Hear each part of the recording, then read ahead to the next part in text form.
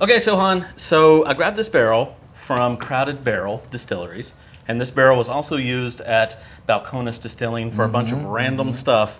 And so we thought, why not stuff it full of tea? Yes, that's a great idea. I Yeah, love it. I'm so excited to do it. And I also love that we have the whiskey from the barrel. It's such a cute little barrel. Yep. And when I hear I got this barrel from Crowded Barrel, I imagine, and I've been there obviously, and I know what it really looks like, but I imagine a giant barrel full of littler barrels, and they're so full of barrels that you just have to take one, like a little baby, because it's too crowded. Yep. Yeah. Richard, do you remember anything about any of the whiskeys that were in here? All I know is I think at the beginning it was a single mom that had barrel entry proof at 110 proof. Finally, it ended up being a bourbon in that barrel. I believe the malt, the original malt, was peated. So you have a peated malt. So there's going to be some smoke left over inside of the wood, and the bourbon is going to extract what remains of the malt, as well as the bourbon, as well as a little bit of that peaty smoke. So there's a lot going on in here. And then what's left in that little flask glass bottle there is the last juice that was in here. And it is like butterscotch and cream. And So from being the last juice, does that make it juicier? Yeah, absolutely. It does smell really good though. It is really nice, yeah. So this is going to be more barrel-y than the rest of that barrel would have been, because it's the last of the stuff in the barrel. Actually, every time that it is getting an extraction, every time you put it in, you're getting less and less barrel, and you're getting more of what was previously in the barrel. So the barrels eventually have nothing left to extract. Usually 2 or 3 times and you're done. All the tannins are out of the Pretty wood. well The whiskey is. has sucked them all up. It becomes a vessel for holding things without any interaction with the... Which is great for us, because now it's going to get the whiskey that was in the barrel, because we don't care about the tannins. The tannins are not going to leach into the tea. What is happening is the tea is going to be scented by being in the barrel. It'll get the wood smell, but we're not there for the wood smell. We're there for the whiskey smell, which is going to be smoky. It's going to be bourbony. Right. We got that. It's going to smell like that, presumably, that butterscotchy little whiskey that we just had. And then also, it'll act a little bit like a humidor as well. So it'll put some of that humidity into and out of. As this breathes, the tea is going to take on some of that. And this is, oh, go ahead. And that barrel is pretty dry. So like there's no wash or anything left inside of it. It is a fairly dry barrel. And then I don't have the actual canister of the one we had, but we had a whiskey barrel aged tea from our friends at Volition Tea in Chicago. They sent us, or it's actually someone gifted us some of their, I forget the name of the tea, but it's like a red tea from the Phoenix Mountains that has been from Guangdong, I think, or maybe it was from Fujian, but it was like a southeastern red tea that had been stored in a whiskey barrel. This is not that tea, but this is that company, so you can check out Volition Tea in Chicago. They're our friends. But it was really nice. It was definitely very divisive. A lot of people loved it, and some people really, really did not like it at all, which is how Zhengshan Xiaozhong is, which is a smoked red tea. So any smoky tea is going to be super divisive.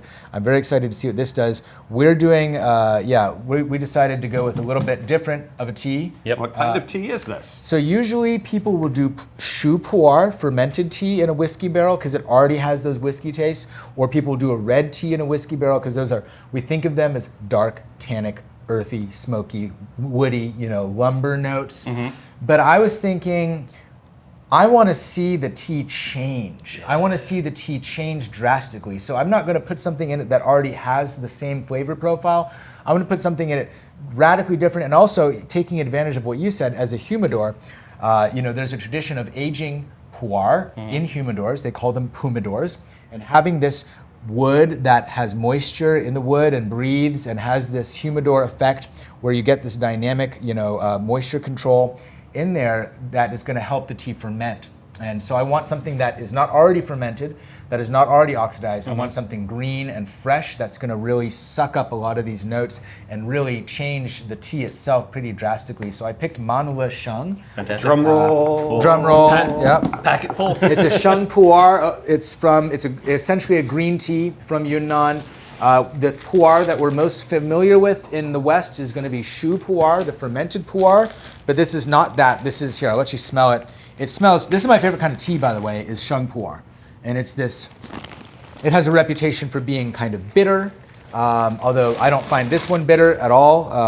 It has, but Sheng Pu'er in general has a reputation for being bitter and astringent. This is 2024, early spring, Sheng Pu'er. There we go, Man'ou. This is a kilo of tea right here. This is what a kilo of tea looks like. This is what a box from China looks like. So if you've never seen a box from China, then and you see a box that looks like this, I'll bet you it's from China. And then here. Got Do you have any problems with customs when you're shipping something that looks like leaves? We used to. When we first started, they would cut them open. Really? When we first started, I get the boxes, and I'd open the box, and the bags were cut open. I'm like, it is a Ziploc bag. Can you please just open the Ziploc? But I guess they want to test the middle of it, because they're like, oh, if you're going to smuggle drugs, you'll smuggle it in the middle. I don't know, but it pissed me off. But they don't do it anymore, because they know us now. They know that we're not drug smugglers. A legitimate business here. We're legitimate drug dealers. Business. Yes, it's still drugs, but it's just legal drugs. Caffeine and a little bit of tea. Tea. It's tea. There we go. Look at that. Beautiful. That is gorgeous. Beautiful Man'ou Shang. Man, it would take me all year just to get finished brewing that. Yep. And let's go ahead and glove up. And then here we go. Corey, you have the capacity to zoom in I'm on zoomed these in bad tight, baby. boys? Look at that. That is awesome looking. Yeah. Yeah. Lots of leaves. Yep. That's cool. Stuff it in there. All right, let's stuff it. Into Here we the go. barrel. Dun, dun, dun. This is way more fun than I expected it to be. The magic begins. This is because I've got this whole surface here, so I don't even have to worry about it. It's like I can just be like whatever, plop. Mm-hmm. So this is going to hold a couple of these bags. This is a nice big barrel. Yeah. 5 gallons. Says the old joke. Corey, are you able to move any of those cameras? You want to bring one over here and get like a top down of this? This is pretty cute. This is very cute, very satisfying. All right, little tea leaves. Go become whiskey tea leaves. Ooh. It's funny, I really, this is cool. This is really uniting my two interests. These two interests of mine. It's funny because I realize I've really become a pretty nerdy whiskey nerd overall from doing this stuff with you guys. I always liked whiskey. It was the first liquor I ever liked, and I always appreciated it. But it wasn't until I really started doing stuff with you guys and the Whiskey Tribe, originally through Modern Rogue, introducing us to the community, and that's what's really kind of deepened my knowledge of whiskey. And I would say that I'm a whiskey enthusiast at this point. I feel very blessed to have drank as many really, really nice, fancy, rare whiskeys as I have on this show. All right. Let me get a shot of the top right quick. Oh, sorry, camera people. Oh, yeah. You lost the camera feed. To the top. We can drink some of this too, so we can taste the fresh. Oh, yeah. Yeah. Well, we'll just drink some of this for the show. Mm-hmm. So when should we? I mean, I guess I'll taste it in 6 months or something. I don't know. Yeah, whatever you think. Maybe 3 months? 3 months? 3 months? 3 months to the first. I mean, it's not like you can take out one pot of tea's worth and still have. Let's figure out. Woo! Figure out how much tea that was, because that was 1 kilo gone, and then this one was also a kilo, I believe. So I say 1.6 kilos. No, this is 2 kilos. That one was also 2 kilos, I think. Oh, okay. Some of that bag.